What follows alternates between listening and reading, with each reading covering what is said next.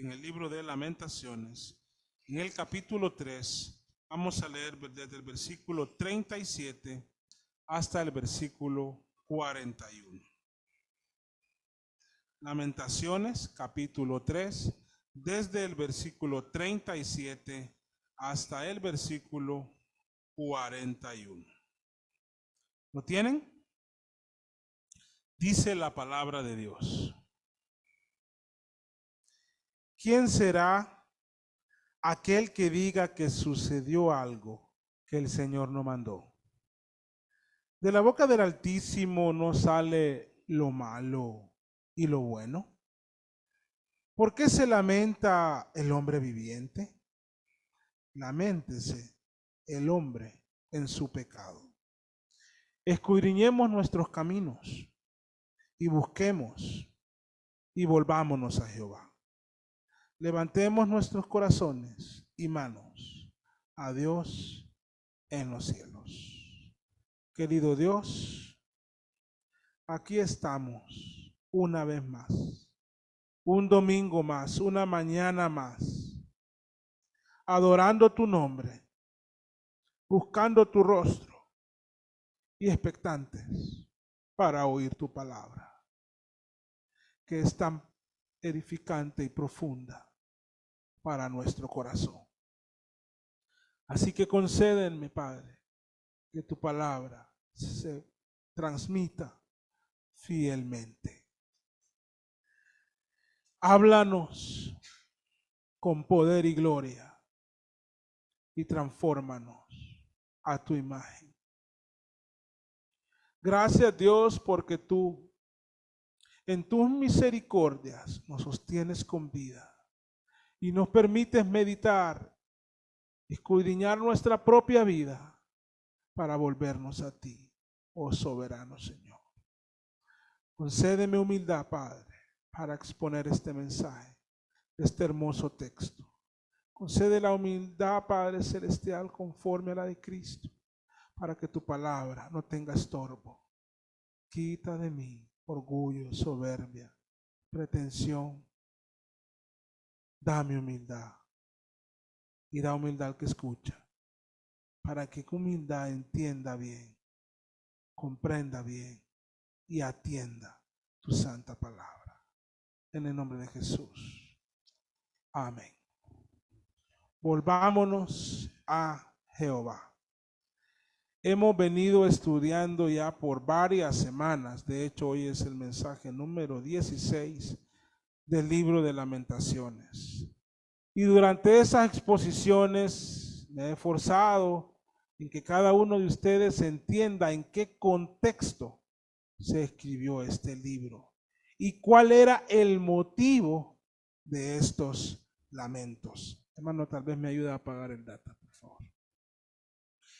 Entonces nos hemos esforzado en eso y de varias formas, gracias, hemos explicado lo grotesco de las acciones de los caldeos, el fuego, la destrucción, la muerte, el luto, el llanto, la tristeza y todas esas fuertes emociones y sentimientos de desamparo que experimentaron los habitantes de Jerusalén. Pero si hasta el día de hoy hay alguien que no tiene tanta claridad en cuanto a cuál era la situación cuando se escribió este libro, considero que los hechos recientes, desde hace 2 días, en Israel, le ayudarán a entender mejor esto. Nosotros estamos a miles de kilómetros de Israel, pero por medio del avance de la tecnología, hemos podido tener acceso a imágenes e incluso videos de lo que ha sucedido en los últimos 2 días en ese lugar. Cuando un grupo de terroristas armados ingresaron al territorio de Israel y han llevado muerte, luto en las calles, literalmente, destrucción, fuego y lógicamente lamentos. Si ustedes se han informado de estos acontecimientos, estoy seguro que las imágenes que han visto les han impactado. Y es natural manifestar apoyo, lamento y nuestros mejores deseos para la nación de Israel. Pero con toda seguridad quiero decirles algo, quiero que sepan algo.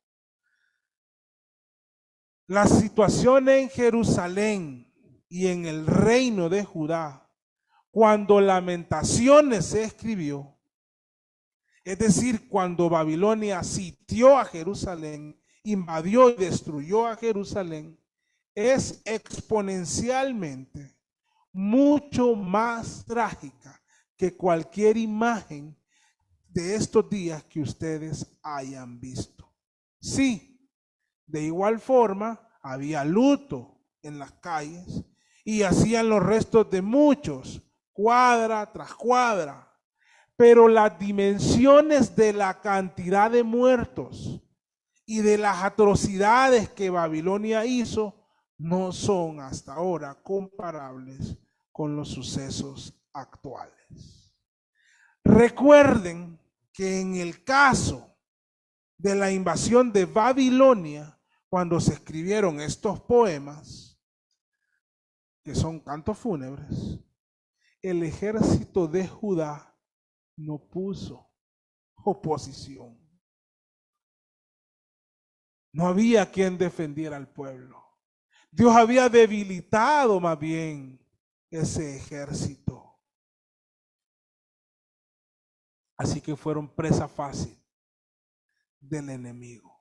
De tal modo que destruyeron todo Jerusalén. En definitiva, amados hermanos, nos lamentamos por lo que ha sucedido y está sucediendo, principalmente lo que tuvo su inicio en la zona sur de Israel en estos días. Pero además, debido al libro que estamos estudiando, también estos sucesos sirven para tener una mejor idea de cómo fue el lamento de Jeremías, de Jerusalén y de todo el reino de Judá tras el cautiverio, ese cautiverio definitivo a Babilonia, tras la conquista y el exilio de sus habitantes a la tierra de los caldeos. Entonces, amados hermanos, estos lamentos, una vez más lo digo, se escribieron en un entorno de mortandad, de luto, de tristeza, de desesperanza.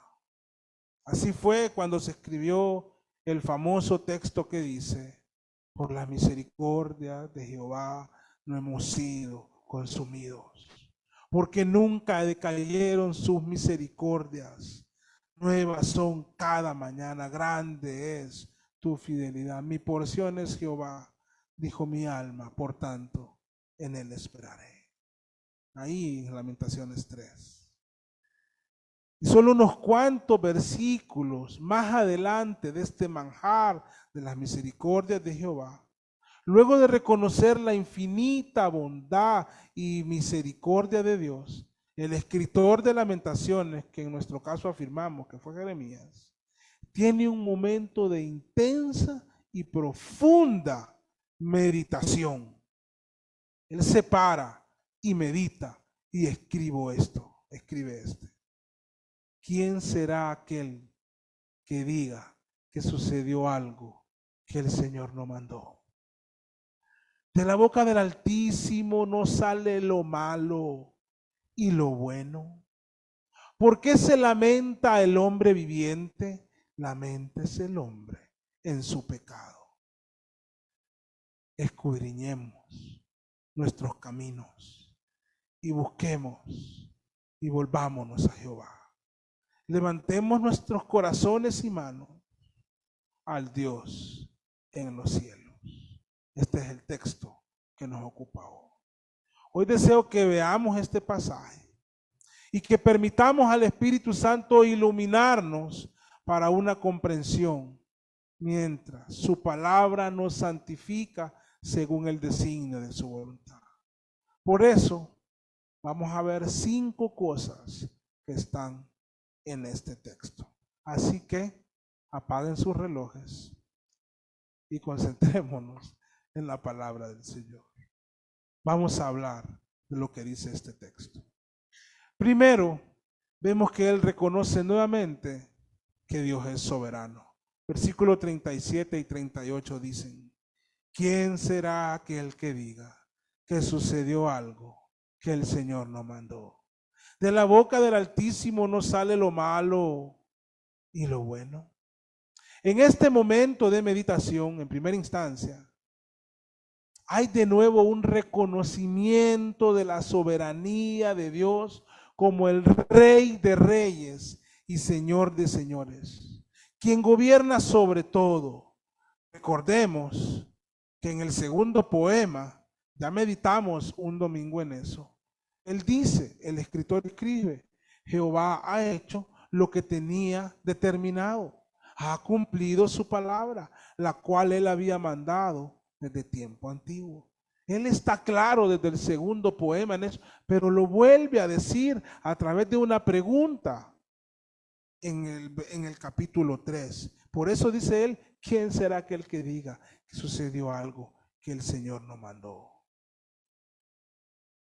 De la boca del Altísimo no sale lo malo y lo bueno. Esa pregunta nos lleva a recordar las palabras de Job.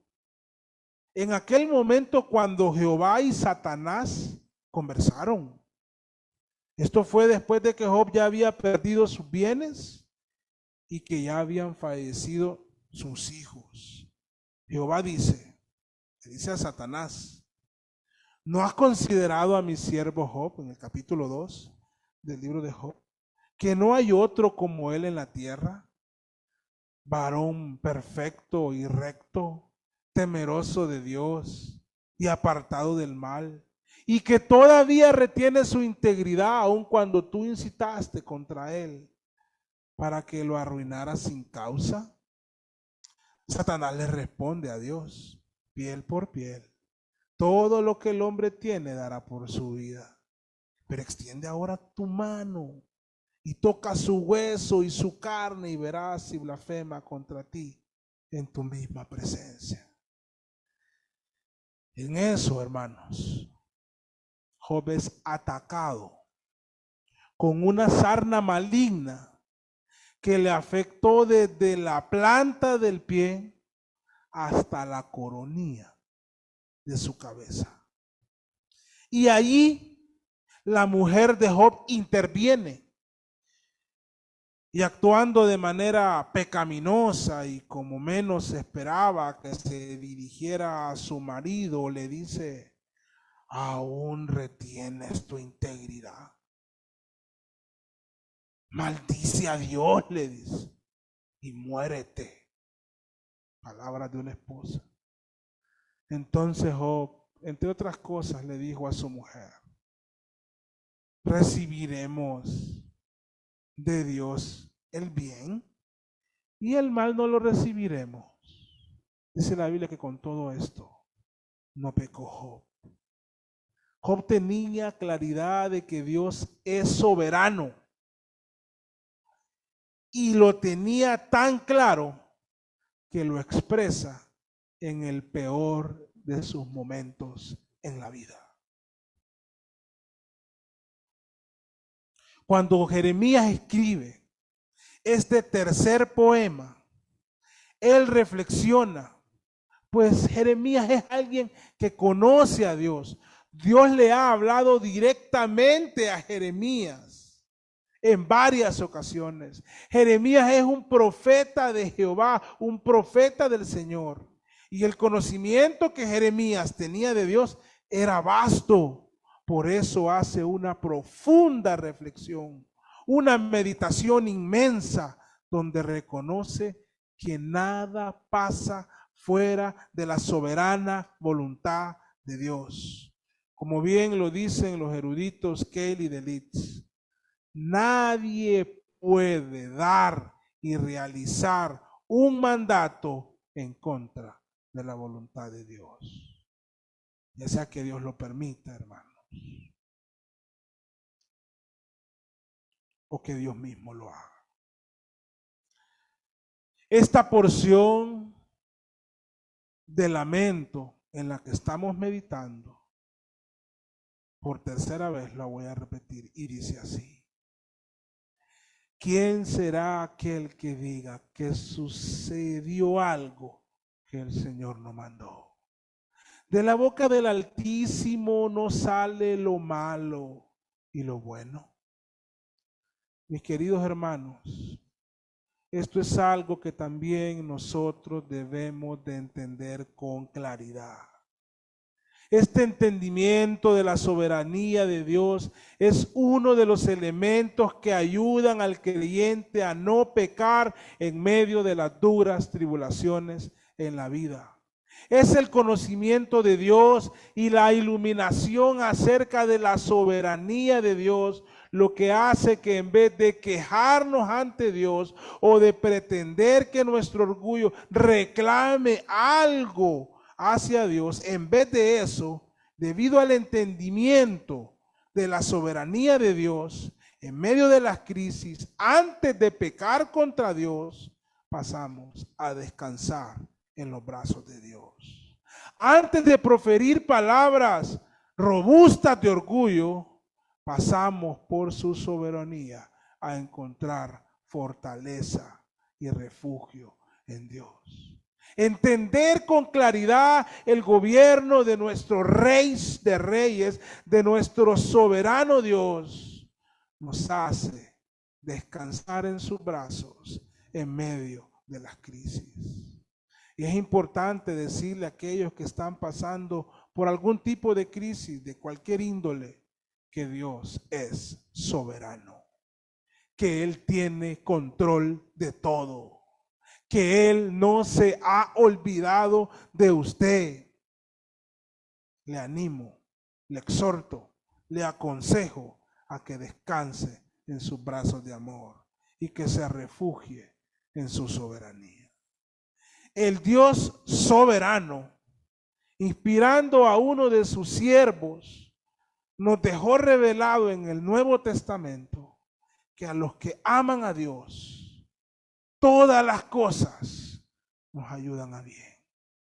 Esto es a los que conforme a su propósito son llamados. Romanos 8:28. Sea lo que sea, hermanos, viene de Dios y debemos recibirlo con humildad de corazón. Y en medio de cualquier circunstancia, debemos de alabar desde nuestro corazón al Dios vivo y verdadero. ¿Quién será aquel que diga que sucedió algo que el Señor no mandó? De la boca del Altísimo no sale lo malo y lo bueno. Si viene de ti, Señor, me someto en humildad y espero en ti. Confío en ti, haz tu obra. En mí esas deben ser las palabras de los hijos de Dios. Segundo lugar, en el versículo 39, podemos identificar cuál debe ser ese lamento requerido. El versículo 39 dice: ¿por qué se lamenta el hombre viviente? Laméntese el hombre en su pecado. Dios no es que está rechazando la sinceridad de los lamentos de este libro, no, nada que ver. Porque ¿quién no se lamentará con endechas y cantos fúnebres ante lo que había sucedido en Jerusalén, en el templo, con lo que le había sucedido a los ancianos, a los niños, en fin, a los habitantes de Jerusalén? Le habían pasado a todos. Desde el rey hasta el mendigo estaban sufriendo cuando se escribe este libro. Lo que está pasando, en otras palabras, este versículo 39 que hemos leído, voy a parafrasearlo. Es así: den gracias a Dios que están vivos. ¿De qué se lamenta el hombre viviente? Den gracias a Dios que están vivos. Y en medio de sus lamentos, vean a su alrededor Recuerden mis advertencias. Vean su desobediencia y lamentense de sus pecados. Porque sus pecados son los que llevaron a que todo esto sucediera en Jerusalén. Eso les está diciendo el Señor. ¿Qué cosas las de este mundo? ¿Qué conducta más necia la del hombre? Que tiene la capacidad de lamentarse de todo, pero evade lamentarse de lo más lamentable. Me refiero de sus propios pecados. Ya que esto es lo más desastroso. No lo que pueda haber en el entorno, lo peor está a veces pasando en el corazón del ser humano. Eso es lo que le llevará al estado más patético de su vida, sus pecados. Pero muchos se hacen de la vista gorda, se hacen los que no ven, o como decimos nosotros, se las quieren pasar de listos o de vivos y obvian el lamento más importante, esto es, el lamento del alma por nuestros pecados contra Dios. ¿Hemos de lamentarnos por nuestros pecados, hermanos? Claro que sí, si son muchos. Y debemos pedirle perdón a Dios por ellos. Muchos en Jerusalén se lamentaban del fuego, de la destrucción del templo, de la muerte, del hambre, del exilio, pero no se lamentaban de sus pecados. ¡Qué contrariedad! Si la peor catástrofe estaba pasando en sus vidas y en sus corazones. Así pasa con muchos. Y así mismo pasa con muchos hoy, incluso en las iglesias. Se lamentan de toda la situación caótica, de la inmoralidad, de la situación tan deshonesta y pecaminosa y corrupta del mundo que nos rodea. Pero les cuesta ver los pecados de su alma. De eso no se lamentan. Y su orgullo y su distorsión de su autovaloración les hace no lamentarse de sus pecados, de su orgullo, de su terquedad, sin darse cuenta de que esto, de lamentarse de sus pecados, es aceptable y deleitoso para nuestro Dios. Ya como bien dice su palabra, al corazón contrito y humillado no despreciarás tú, oh Dios. Salmo 51, 17. Una pregunta, hermanos, para ustedes. Este es el caso de algunos de ustedes. ¿Se les hace difícil lamentarse de sus pecados? ¿Evaden esto? ¿Obvian hacerlo cuando han cometido una falta? Si fuera el caso de algunos de ustedes, le exhorto, no sea así. No deje que su corazón se enfríe. No entristezca al Espíritu Santo. Laméntese profundamente por sus pecados y confiéselo delante de Dios, quien por la sangre de Cristo nos perdona y nos limpia de todo pecado. En tercer lugar, en este texto, vemos una invitación a examinar nuestra vida. El versículo 40 dice así: escudriñemos nuestros caminos y busquemos y volvámonos a Jehová. Quiero meditar en la primera parte de este versículo, de esa invitación.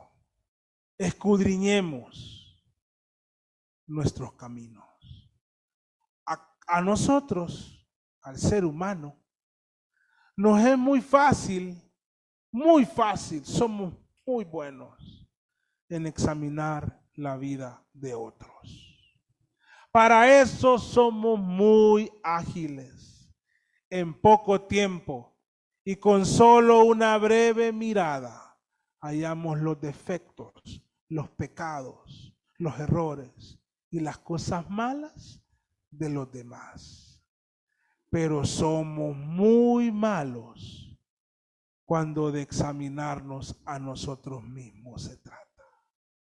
Toda aquella destreza impecable que tenemos para encontrar las faltas en otros se pierde, se esfuma cuando los examinados somos nosotros mismos. Ahí solo encontramos virtudes, hermanos. Solo cualidades excepcionales. Ahí no hay nada malo. Y cualquier cosa que parece que tiene algo malo, siempre hay una explicación contundente que hace que no haya nada que recriminarnos a nosotros mismos. Se engañan a sí mismos. Hermanos, ¿saben cómo se llama eso? Eso se llama cinismo. Por favor, dejemos de examinar a los demás con un lente y examinarnos a nosotros con otro lente. Dejemos de escudriñar la vida de los demás y mejor escudriñemos nuestros caminos, nuestro andar, nuestra vida, nuestras palabras, nuestra conducta, nuestras decisiones, nuestro proceder. Sí, hermanos, este mensaje es el mensaje de Dios para nosotros hoy. Escudriñemos nuestros caminos. James Bittner dice en relación a este versículo lo siguiente: el poeta llama a un autoexamen de conciencia. Hay que hacer este ejercicio. Hay que hacer de tanto en tanto un ejercicio saludable. El ejercicio a los que nos invitó Jesús en algún momento, que dice: saca primero la viga de tu propio ojo. Allá en Lucas 7:5. Escudriñe sus caminos y deje de justificar sus faltas con excusas baratas. Ponga su alma en el microscopio del patólogo o del microbiólogo.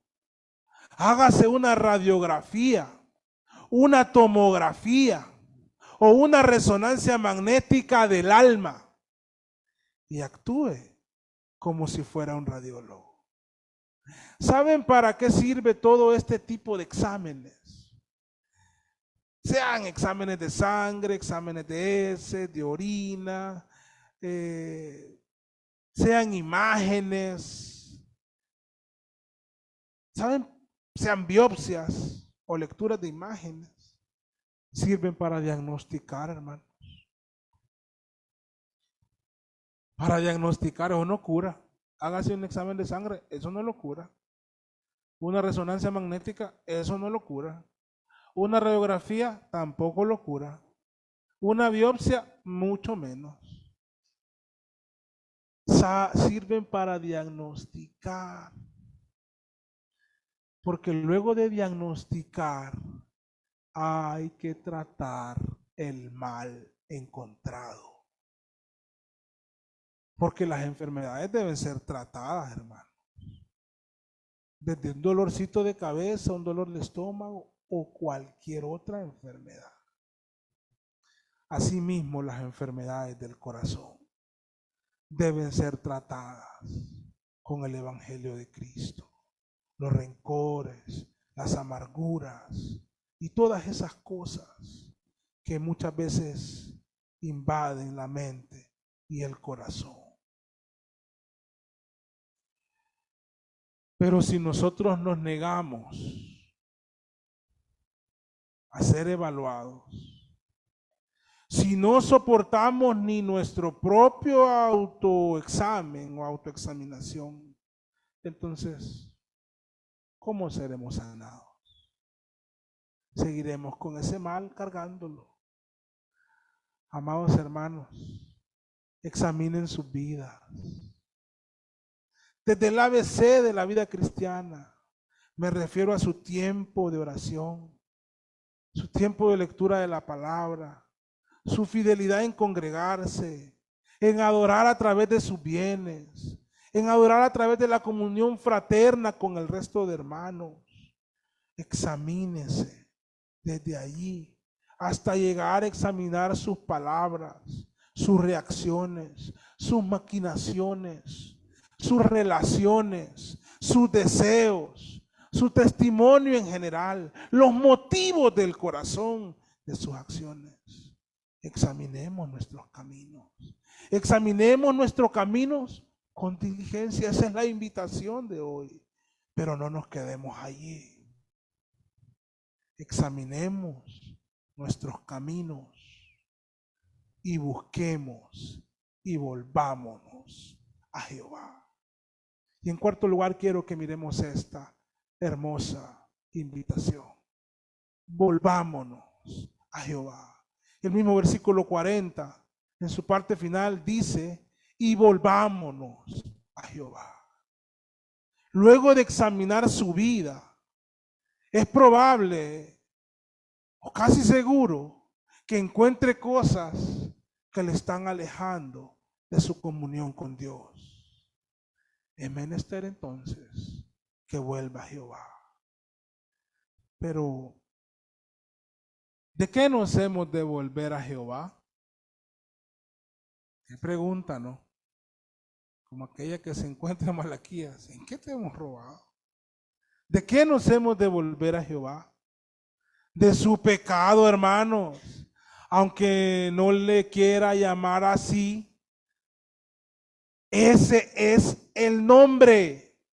Se llama pecado, rebeldía, orgullo, insensatez, vanidad, como sea que sea, es pecado. Y no le voy a llamar de otra manera, porque ese es el nombre con el que Dios lo llama. Volvámonos de nuestros pecados a Jehová. Volvámonos a Jehová. Que Dios ahora nos vea buscando su rostro a diario en oración. Volvámonos a Jehová. Que Dios ahora nos vea leyendo y meditando en su santa palabra. Que nos vea congregándonos fielmente. Que nos vea sirviendo con alegría. Que nos vea amándonos unos a otros. Que nos vea humillándonos ante Él. Volvámonos a Jehová. Que nuestra rebeldía muera y que nuestra devoción crezca. Que nuestras quejas se disipen y nuestra adoración se multiplique. Que nuestra mezquindad fallezca y que nuestra generosidad crezca día a día. Volvámonos a Jehová. Que nuestra frialdad por las cosas divinas no exista más. Y que la pasión por Dios nos impulse a involucrarnos, a evangelizar y a amarnos más y más unos a otros. Volvámonos, amada iglesia, a Jehová. Esa era la solicitud de Dios para los habitantes de Jerusalén en el tiempo del cautiverio. Y esa es la solicitud de Dios para nosotros hoy. Hay que ir y decirlo de púlpito en púlpito, porque es a las mismas iglesias que muchas veces tenemos que decirle a los mismos cristianos, volvámonos a Jehová.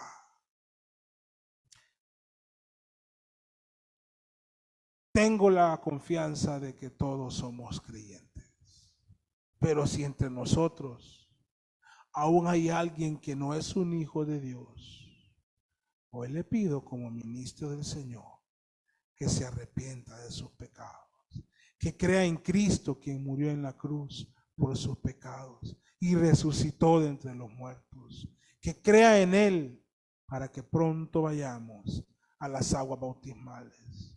Esto como un testimonio público de que usted ahora se ha vuelto a Jehová, de que usted ahora es un hijo, una hija de Dios, que ahora le pertenece a Él. Escudriñemos nuestros caminos y acudamos a la cruz. Escudriñe sus caminos y acuda a la cruz, ya que es el único camino para volvernos a Jehová. Como quinto punto, demos nuestros corazones a Dios. Versículo 41 dice: levantemos nuestros corazones y manos a Dios en los cielos. Iglesia Bautista Berea, no podemos decir que le pertenecemos a Cristo si no le hemos sentado en el trono de nuestro corazón a Él. No podemos decir que somos cristianos sin que desde nuestro corazón brille el cetro y la corona de nuestro soberano Rey Jesús.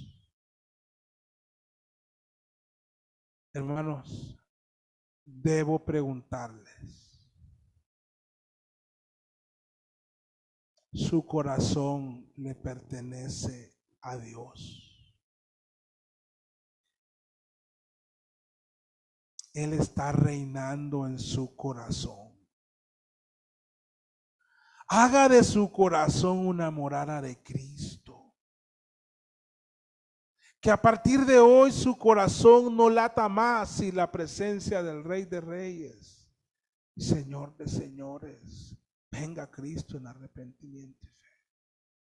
Este verso de Lamentaciones invita a la nación de Judá a entregarse por completo a Dios. Pero eso mismo aplica para nosotros.